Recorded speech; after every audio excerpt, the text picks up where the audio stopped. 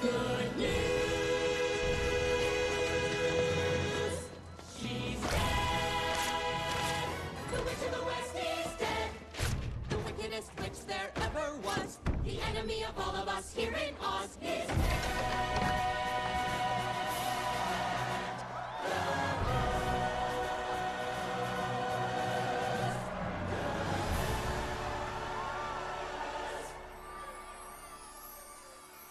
let us speak Look, it's Glinda. Okay, sit down. We need to have a serious conversation about Wicked for Good because if I keep these thoughts in my head any longer, I think I might actually turn into a puff of green smoke. I feel like I've been maligning the marketing of this two-part movie event for the last century, and honestly, I am tired. The entire press tour has had the energy of a hostage video. Ariana Grande has been serving the paranoid ghost from the 80s who accidentally wandered onto a set of a talk show. And Cynthia Erivo looks like if one person should ask her a question, she's going to flip the entire interview table and quietly walk away, never to be seen again. It has been a journey for us all. And listen, I will be the first person to admit it. Part one was, and it pains me to say this, it was shockingly good. I went in with my arms crossed, my hater hat on, and I was ready to be miserable. But I walked out of the theater like, oh, I think I love this movie. The loud singing, the pretty colors, Jonathan Bailey being unreasonably charming. My brain was flooded with happy chemicals. It did everything right. It set the stage, it made the world feel real, and it actually sold me on the friendship. It ended with defying gravity, which made all of us think the whole two-part gamble might actually pay off, which is why the second half for good feels like a personal attack. It is not that it's a terrible movie. No, it is much, much worse than that. It's a movie that took all the amazing characters' work and emotional investment from part one. It put it into a little pile and just set it on fire for the sake of cheap, lazy drama. And the exact moment where it all goes wrong, the precise second the movie's spine just snaps in half, can be traced back to one scene, an unbelievably, deeply cringy one. There's this feeling you're in a movie, you're vibing, you're emotionally invested. The popcorn is hitting just right, and then that scene happened. The one that makes you physically cringe so hard you almost pull a muscle. For me, in Wicked for Good, it was a slap fight. A slap fight that happened in the middle of what was supposed to be a devastating grief scene. That was it. That was the moment the whole thing died for me. It is the scene that showed the movie completely misunderstood itself, deciding to trade in actual human emotion for a plot that moves at the speed of sound. Okay, to be fair, which is so annoying. I know we have to talk about why this disappointment hurt so bad, and it's because part one was genuinely great. John Chu actually let the story breathe. He gave us more time at She's University. He showed us more of Efoba getting the cold shoulder as a kid. He made the friendship between her and Glenda feel earned, not rushed.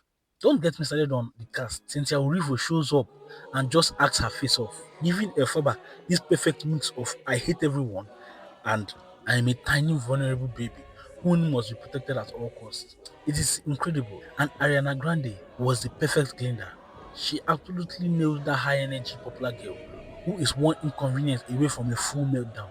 And their whole enemies to bestie arc was the heart of the movie, and it felt real. It took time to show us why they started to care about each other, which made that moment where Glinda defeats Elphaba feel like a true victory. Even the side characters were killing it. Jonathan Bailey as Fiyero wasn't just some hot prince, he was genuinely sweet. Part 1 ends with defying gravity and this huge epic moment where Ifaba just owns her power. You leave the theater on a total high. I was thinking the finale was going to be about consequences and darkness, and it was going to be deep, but I was wrong.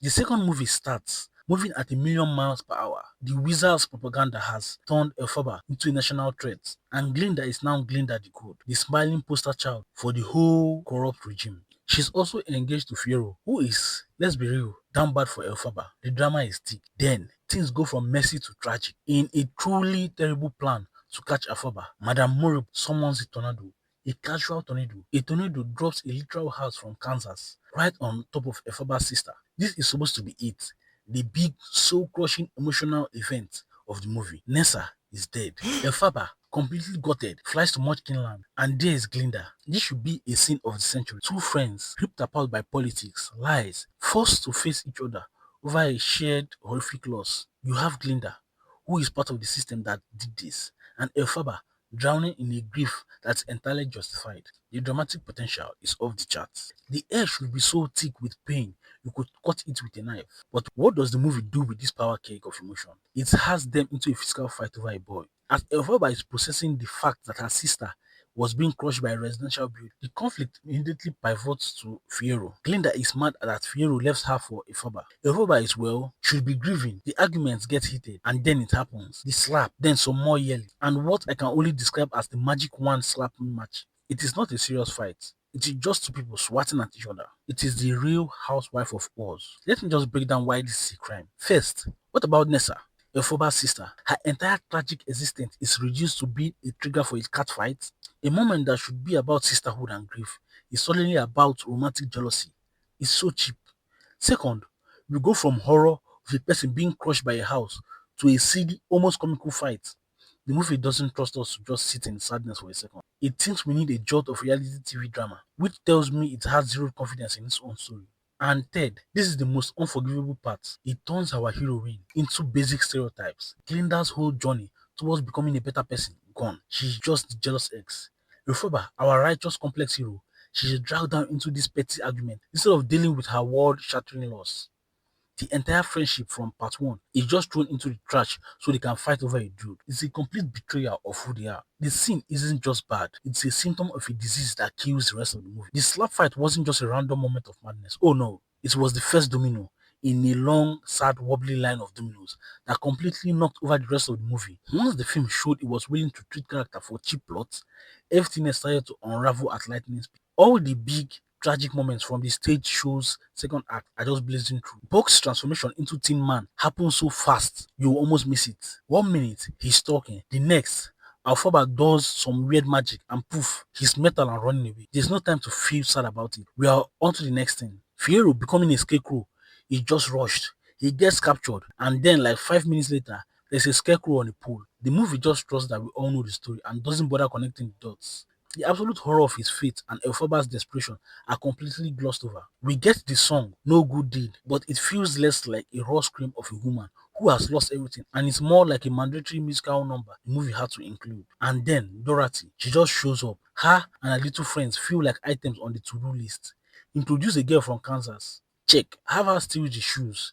Check. The movie gets so obsessed with setting up the Wizard of Oz that it completely forgets to finish telling its own story. And because the cringy slap fight taught the movie all the wrong lessons, the final heartbreaking reconciliation between Elphaba and Glinda during for good feels totally unearned. You just had a physical fight over a man next to your sister's dead body. Now you're singing a beautiful duet because you've changed each other's life for the better. The emotional logic is just not there. The movie wanted cheap thrills, a love triangle fight, and a deep emotional payoff, but it didn't realize that one completely cancelled out the other. That's the ripple effect of one bad scene. It exposed the movie's weak foundation, and the whole thing just crumbled from there. So, at the end of the day, Wicked for Good isn't a terrible movie. It's just something wayward. It is a frustrating one. It's a movie that had all the pieces to be an absolute masterpiece, all perfectly set up by part 1, and then it tripped over its own feet at the finish line. And that one scene, that awful character destroying reality show slap fight, the movie could have just trusted us with a quiet, painful grief scene. Instead, it went for the cheapest possible dramatic trick and broke its own heart in the process. What could have been an all-time great movie musical ended up being a very pretty expensive cautionary tale. But hey, that's just me having a meltdown